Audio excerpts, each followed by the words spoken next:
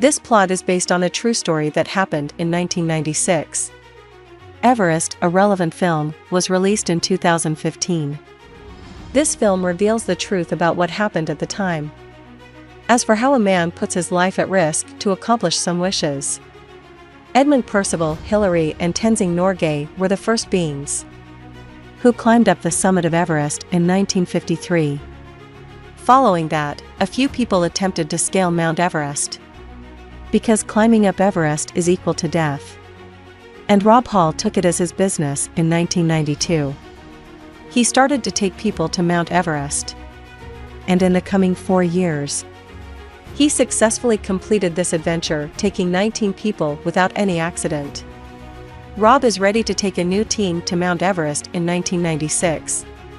Rob's wife says before his departure, "Come soon," because she is expectant.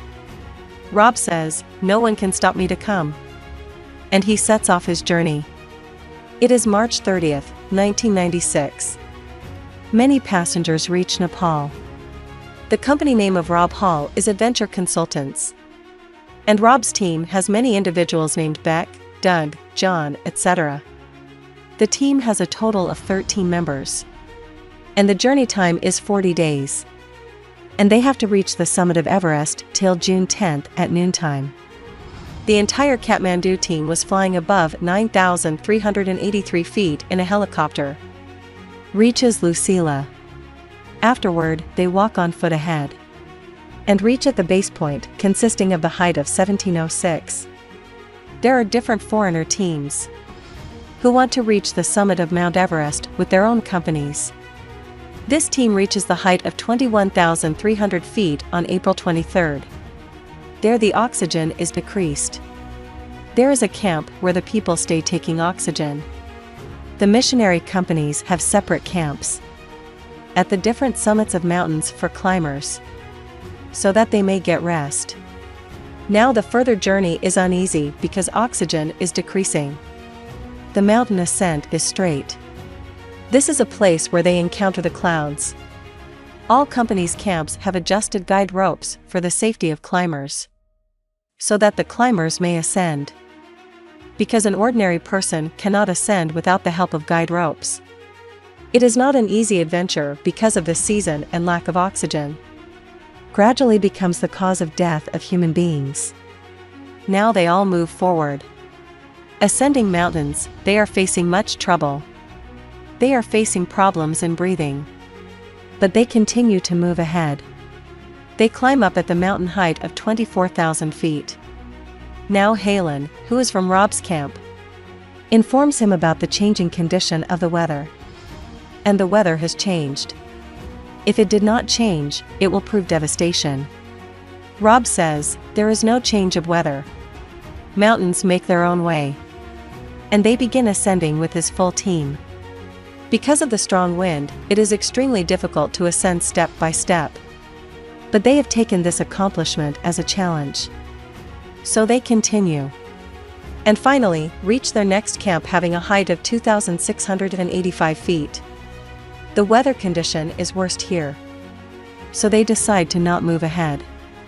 Moving ahead means death. But on Friday, May 10th, the weather condition is moderated. There is not a sign of any storm. They again decide to ascend at 12:30 a.m. And the distance of reaching the summit is 12 hours. Hoping it, they start moving as they will fulfill their dream within a few hours. After that, they reach the height of 27,600 kilometers. While the clock strikes 4:39 a.m. There is a team member among them named Beck. There is an infection in his eyes. He had undergone eye surgery a few years ago. As a result, he is unable to see clearly. Rob tells him that we are moving ahead. And you can also, if you feel better after half an hour. Otherwise, you will have to end your journey here. Reaching ahead, others notice that there are no guide ropes. And they start adjusting guide ropes here. Because they cannot ascend without the support of guide ropes. 3 of them decide to descend. Because there is a cold and strong wind. Their summit oxygen is also ended. So they return back, not taking any risk, even their destination is not too far. There are the deep braces of snow on the mountain of Everest, with the invisible layers. People have come to their end after falling into these braces, so they cannot take a single step forward without any guiding rope. Now their whole team is at the height of 28,740 feet. Reaching this height, they suffer hypoxia. The symptoms of hypoxia include stammering of the tongue, the feeling of heat and bad temperament. It occurs because of the lack of oxygen. As all ascend, they face many complications, as swelling of brain and pleural effusion. They begin to move forward after adjusting the guide rope. Their condition is worsened. No one has good health but a passion that is pulling them ahead. And they reach the summit of Everest at 1:14 p.m. They have completed what they had dreamt. Rob and his team are very rejoiced. After a time, they decide to descend. They should return back at 2:00 foot o'clock according to plan. They are late while clouds cover the mountain, and they find difficulty in breathing because their oxygen tank is empty. Rob tells us their oxygen tank is empty. And all reached climbers at Mount Everest start descending now. While descending, they encounter their team member Doug, who is climbing up. Rob forbids him to go, but he replies, if he does not climb up today, he will never be able to come back. Rob takes him upward with great pain. In spite of his ill condition, Doug reaches the summit of Everest. While descending, Doug's condition is worsened. He is nearly semi-conscious. Now both are trapped at the summit. Rob's team asks him to return back, but Rob forbids it, telling them he will not leave Doug. It is a matter of human life. And he hardly struggles to descend Doug with guide rope. Suddenly, the terrible snowstorm bursts here. Leaving Doug at a place, Rob is going to bring the oxygen tank. He asks Doug to stay here. Doug begins to pursue him due to the numbing of the brain. Knowing nothing, Doug has fallen into a ditch and no more. Here Rob is also completely exhausted, so rests a while. Meanwhile, his team member also arrives there, who has attained the half-oxygen tank. After giving the oxygen tank to Rob, both start descending in the snowstorm. They are a total of 13 trapped members at the summit. And a snowstorm is moving over there. Now it is 3 o'clock at night. A message is conveyed to them by the camp, that people are being sent to them for their help. But they can come at that time when the snowstorm will be stopped. The climbers at the summit are dying due to the cold and snowstorm. Now it is 5 o'clock. And the date is May 11th. Rob's companion's mind is numbed and stops working due to the cold and exhaustion. When Rob himself is about to lose his senses, his other companion, taking off his own jacket, says, "It is a hot day." And he descends the mountain.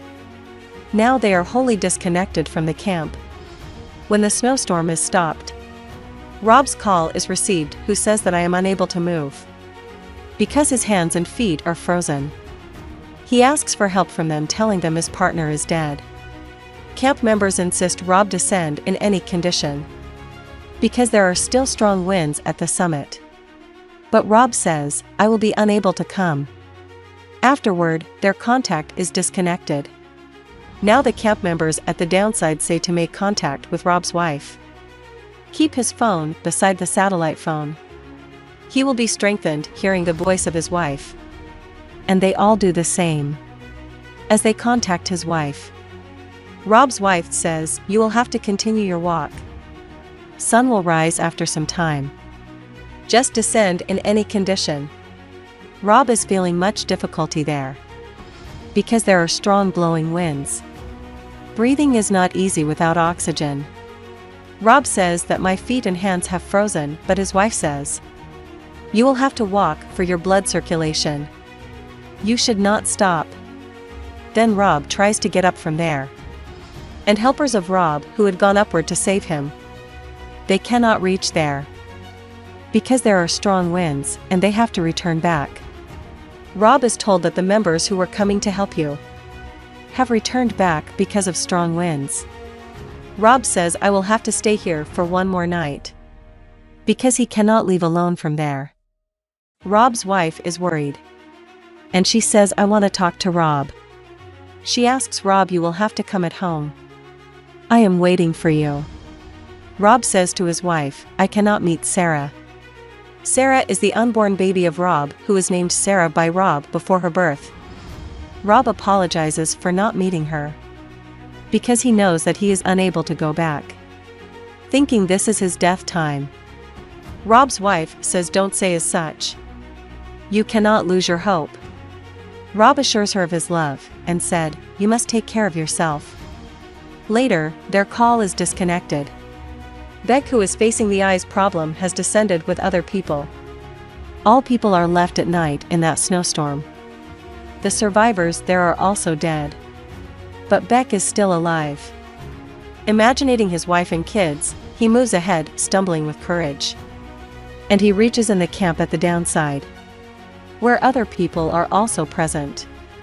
His condition is worst. He will be dead if he is not treated medically or not brought him downside. Knowing Beck, his wife suggests that I arrange for a helicopter myself. Helen, who is a member of Rob's team, says that air pressure is much at the summit. The approach of the helicopter is difficult there. Then Beck's wife calls to American Embassy in Nepal, pleading them for Beck's help. They arrange a helicopter for Beck, and they rescue Beck in a tough situation. On the other side, Rob cannot be rescued from there and trapped in the mountains. And they are all dead. Bringing Beck downstairs, he is treated. His hands and nose are rotten because of the frozen blood, so they have to detach from his body. But Beck's family supports him, and he lives with his family till today. In July 1996, Rob's daughter is born, who is named Sarah by her mother, as Rob wanted. It was the tragedy of people in 1996, where many people lost their lives.